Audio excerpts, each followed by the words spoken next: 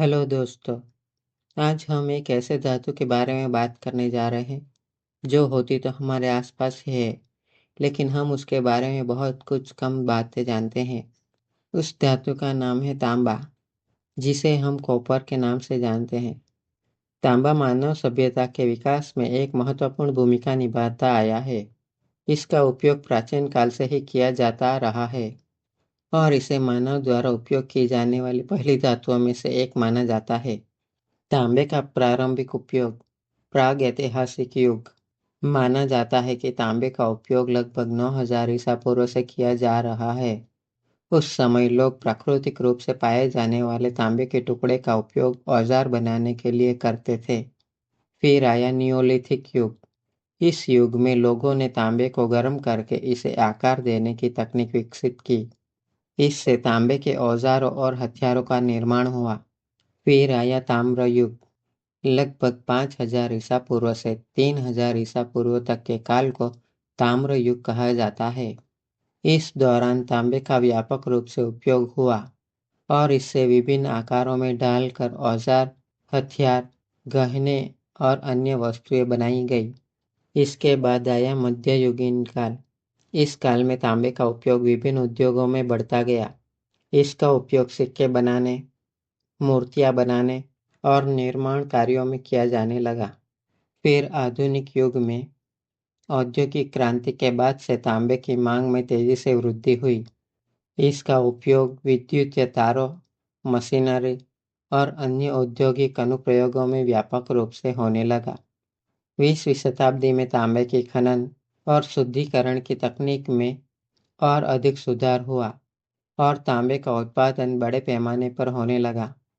आज के समय में तांबे का उपयोग विद्युतीय तारों, ट्रांसफार्मरों, मोटरों और अन्य विद्युतीय उपकरणों के निर्माण में व्यापक रूप से उपयोग किया जाता है।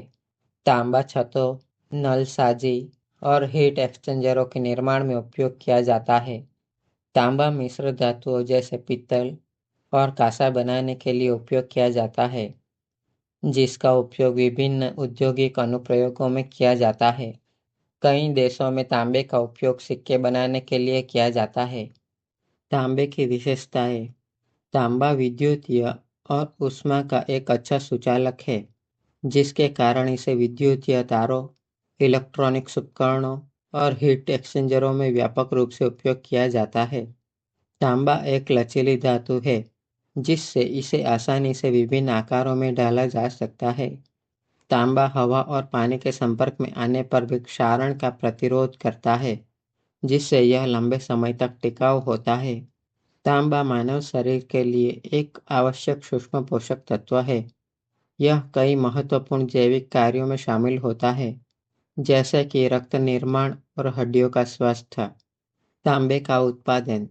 तांबा मुख्य रूप से तांबा अयस्कों से निकाला जाता है, जैसे कि चेल्कोपाइराइट और मेलाकाइट।